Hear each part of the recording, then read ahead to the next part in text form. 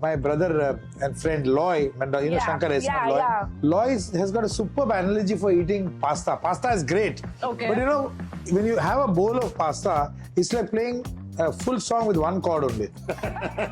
So much sense. It's a legendary comment. Of course, though I love pasta, Yeah, but you know, I mean, there's not much you can do. You know what I mean? Exactly. Let's be open. Let's be honest about it.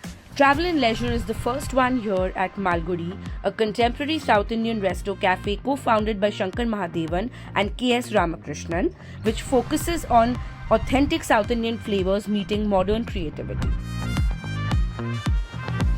Take us through the menu of Malgudi first. So we have some very, very tasty stuff here. This is the stir-fried water chestnuts. This is the crispy lotus root. Then this is the Sri Lankan curry with idiyappam. This dosa. It's actually a 100-year-old recipe. You know from where in Karnataka? There's a small town in Karnataka called Mulbagal. But the biggest game changer is that chutney. How has your travel influenced the I menu? mean, this is an extension of your travel. Food is very, very important. So we go, we try out various dishes. I thought every city I call the chef. Or my recipes, he sends me emails, you know, of if I like something. And, you know, I'm in touch with multiple chefs from multiple parts of the country. I do travel a lot. Yeah.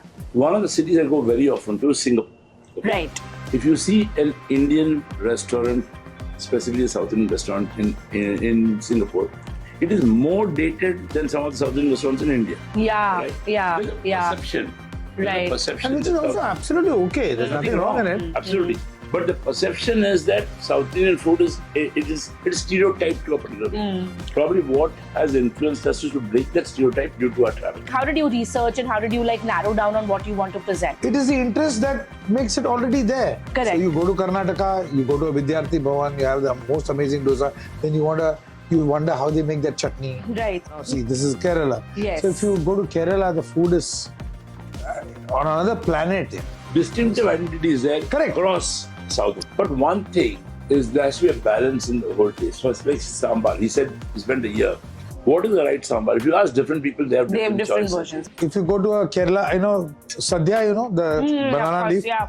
So this pulinji is normally served on the leftmost corner of the banana leaf. Okay. So it's just a condiment which just lies there, you know.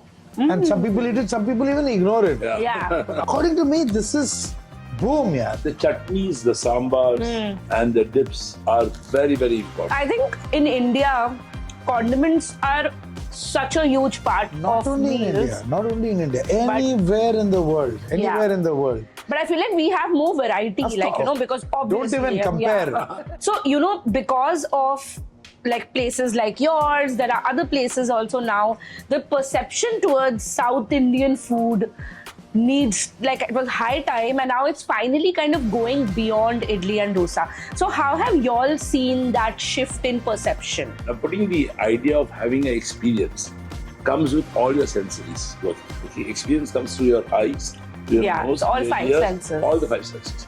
And that's exactly what we had always perceived when we want to build this brand. The thought process while cooking, particularly for the Indian cuisine, is garam masala should be there. Actually, it has to be there, but the proportion of it is very important and when you put it. That is yummy.